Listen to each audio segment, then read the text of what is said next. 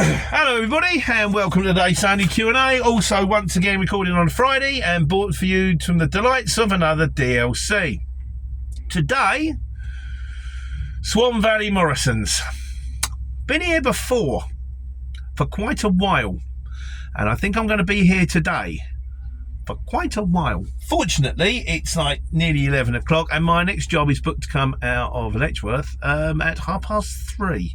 So I should be all right for that one. I was going to try and squeeze one in between. That was before I realised I was going to Morrison's. I have rung them and said, you know, you can be waiting time. It's going to answer phone. Makes a change, doesn't it? Yeah, so, bit of a week this week. I've probably accelerated pedal again, losing power. I had my John, the DAF mechanic, out on it on Saturday. He went, it's a wheel speed sensor. And I went, no, I've changed the wheel speed sensor. Which one? The near side? He went, yeah, so I've changed it. He said, yeah, but if you fitted an aftermarket ones are no good. Oh, we're moving. Admittedly, I'm moving now, but I won't be moving for long. Well, you never know. Maybe we could be here. Maybe, at least I'm at the front. That's cool, isn't it? I'll show you in a minute. Yeah, and I said, I haven't fitted an aftermarket. Yeah, I'm up again. I haven't fitted an aftermarket. I got it from DAFs. Got it from HTC. And he went, yeah, no, HTC don't just do DAF parts, they also do like TRP parts. I didn't know this, I just assumed if I bought it from like HTC it was DAF. So then I went and got another one, we fitted that. And then yesterday it was playing silly buggers again, and I'm like, oh god, it's because you're frightened, what could it be? So we got John, the lorry mechanic, out again, and he turned around and he went, no faults with the ABS, no faults with the wheel speed sensor. He said they're saying there's something in the wiring. I went, okay. So he's gone underneath and he said, I found some water in the loom.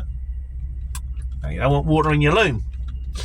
So he said, I've cut it and I've drained it and hopefully that will be it. And so now I'm, it reminds me, what am I doing? This one break. Is this break? I suppose so. It's a hobby, isn't it? Yeah, so he's, and then today she's been fine. She's been like, oh, fingers crossed. Come on, Charlie, look after me. Yeah, she seems to be all right. So fingers crossed we found it. But it's the computer truck, isn't it? It's not like before. There was a guy in the comments, we'll come at the end.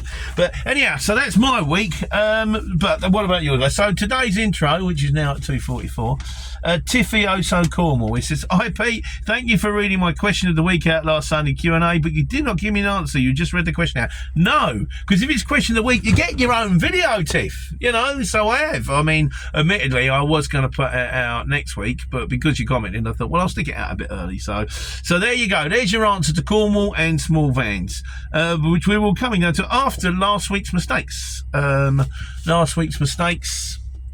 Wine Chateau says, well done, mate. Such a comprehensive answer with great knowledge.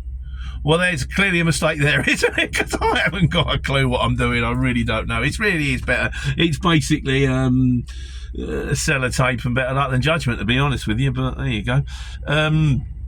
And question of the week this week, because I've stuck them together, is what a short off now says, what app are you using? We're on a courier exchange, but then it occurred to me that there probably hasn't been a video out there for a little while about what is the courier exchange and is it worth joining and all that kind of stuff. The one that you do from time to time, which guarantees to get you lots and lots of views because people love that kind of stuff. But I think it's about time I redone it again. So shorts off now, I'll do a video when I get, but there is a list of people I've got to cover first, so don't hold your breath.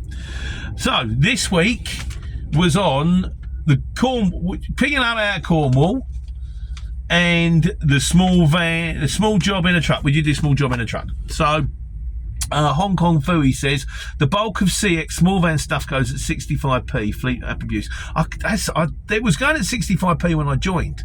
Admittedly, lorry prices were going at what they're going at when I joined, but lorry prices are considerably more than small like 65p. It's not a lot, is it? You know, I mean, I know some of these vans run really, really cheap and you can get a long distance and all that, but you tell me, I think, in fairness, there should be a minimum price on what vehicle you're using. You know, the same for a small van, a short wheelbase, a medium wheelbase, even possibly, you know, and then after a long wheelbase, maybe stick it up a bit, but that just seems, that seems like a travesty to me. Mick Y8B says, You've got to, now like this, you've got to be willing to pick up the phone and call local shippers when heading down. Sometimes patience is the key. And he said, how do you go about finding them, someone said. And he said, well, when you're down that way, look out for them or Google. I've never done it. And it does make me think. But then in my experience, every time I've ever rung someone and gone, have you got any work? They would go, well, if we had someone put it on the exchange, well, no, they would normally, no, I'm sorry, we haven't got anything at the moment. We know you're in the area, but I'll give you a call if something comes in, which they then never do. But it might be worth it. I don't know. Mickey says, he said, I do it every day. Most of the time it works out. Occasionally I don't. You just have to be a bit extra careful. Driving for 40 years, and though I'm class 1, I rarely drive them now. We did a video on that, on going down from a class 1 to a small van and the advantages of. I'll do you a link. I think it goes up there. Sean says, oh, you said, how did you find it? You ship think, yeah, that's right. We've done it. Derek O'Brien, he says, I have 2 maxi movers. One is 17 feet long. A few people have said you make as much with a maxi mover as big trucks, have very high running costs. I do house moves for, so I move 100 miles for 1100 quid, cost of diesel and helper, net £900. You're doing well with that. Firstly, a maxi mover. Is that a big van? If it's a big van, if it's a big Luton, you're charging £1,100 with 2 men for 100 miles. That's dear for removal. I would say normally when we were doing it, it was like 3 men and a van. You'd be looking at 350 out to 500 maybe for that kind of stuff. You'd get, with a van, I was trying to clear 250 a day. So pay the 2 boys 80 quid each, that's 160, and if you could get 350, you could walk away with like a tour. You know, it doesn't sort of, so maybe you charge 4, I can't remember, or you do it with 2 people. My mate Martin's the expert in this, but I'd also, what kind of van, what are we talking, 2-bedroom, 3-bedroom houses? It's been a while since I've done it, I'll be honest with you. Like I say, most of it is all kind of make up as you go along, but yeah, I don't know if you'd get that kind of money on removal. I paid £1,100 before when I've moved house, and I've had a lorry and a Luton van turn up and 5 guys. So if you're quoting £1,100 for like a maxi mover and 2 guys, and you're getting it, well done you, brilliant. And finally, Wayne Rawlins says, drive an aeroplane. That's right, Wayne, drive an aeroplane. You go down to where the aeroplanes all gather, you go to the aeroplane station, you get into an aeroplane and you drive it to your destination. None of that is wrong. Which leads us to the wise guys. London, my mate Nick at London Creative. Right, this is thing going on. Right, so it's the question.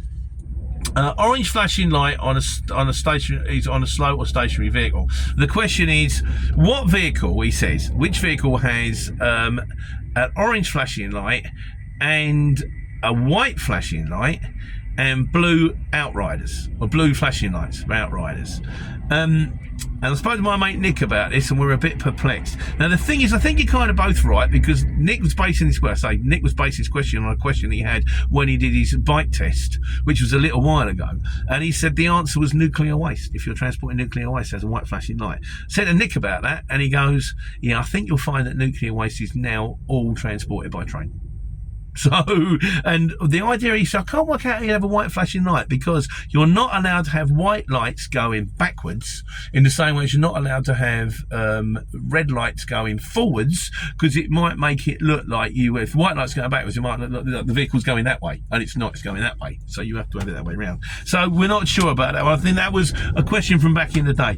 And finally, on the wise guys, so this is one for you guys out there. Leachy has a question. Lee, my mate Lee, says, do you need a license or a special permit to transport animals? And I don't know, but I'm sure someone out there does. So if we can fill him in next week, that may become a video of his own. Who knows? Fantastico. What's not to like? So this brings us to miscellaneous. Blacksmith Bet says, he says, one of my older mates is a courier. When I first met him in 2005, he was making a fantastic living working for himself. Times are very different now. Then you realise about American UPS drivers earning $140,000 a year after 5 years service in some of your states, and you realise how far we are behind. The problem is it's supply and demand. And it's not, you can't be clueless, but it's not a high-skilled job. You don't have to study for 5 years to do it. So the supply is always quite there. It's quite a nice job. If you open roads, you can drive your own vehicle, you get to listen to radio, don't have to grief off other people. So there's normally people who want to do it, but is it enough? Who knows? Who knows? We'll find out one day. And Kamikaze says, because he does the tips at Lidl, we self-tip, because you have to self-tip at the Lidls. He says, I do RDCs and I don't mind using the electric pump truck when they work. Yeah, that's true. I've tried turning the key and nothing happens, mate. You sure you got the right key? Oh, no, that one's flat. Great, okay. It's actually sitting on the ramp that I've got to raise to get. You can still put them in fairness, like, you know. So he says he makes a change too from usually being loaded and unloaded by someone else. The joy is you'll get unloaded quickly because you're back onto a bay. You go in there, you pick it up, you're off in 5 minutes. Then you have to wait around for an hour while they check the goods. And also, always remember, guys, if you're tipping in a truck, make sure that you've got it on hammers because it's other work. Because the DVLA/SA, I can remember which one it is, do have a tendency sometimes to hang around outside these distribution centres and they'll pull you over. And if you've got it on bed while you're tipping, they'll go, "Are you on bed?" And they went, "Oh, well, I was just sitting in the bay waiting to get tipped, mate." And I go, "No, not there, you ain't. You tip yourself." That's hammers. They'll have you for that. Yeah, so, of course, anybody would because we're all upstanding members of the community. And so, in conclusion, this week, on a slightly short one, I'm doing it slightly different now because I think I might have been bombarding people with videos. It's like 2 videos a day and videos of life on the road. And like I said, no one needs more me. So 1 a week, I think it's fine. Particularly, you know, we'll see how we go. I'm sure that's plenty. Still gives plenty to talk about, doesn't it? So, in conclusion, this week, Kevin Pollard says, and this is to do with vans. He says, I'm 60 now and I think the older the better. No electronics, no turbos. The best I've had a van since I was 17 because you can fix them yourself. Good old Transit. Yeah, get yourself a Transit CF or an LF50 or an F45 VW with the engine in the middle. And if it doesn't work, you can see why it doesn't work. Mind you, we had one of those, an intermittent fuel pump, and that didn't work either. So there you go, motors. What are you going to do? So I don't know what I'm going to do. I'm going to sit here now and wait for the guy with the forks to come and wave me in, which I'm kind of near the front, so hopefully it shouldn't be too long. Go over to Letchworth and pick me up ready for Monday, because Monday, after all the grief I've had with the truck this week, I've been running at half pace. I've got to go to war. I've got to get out there and take care and take money.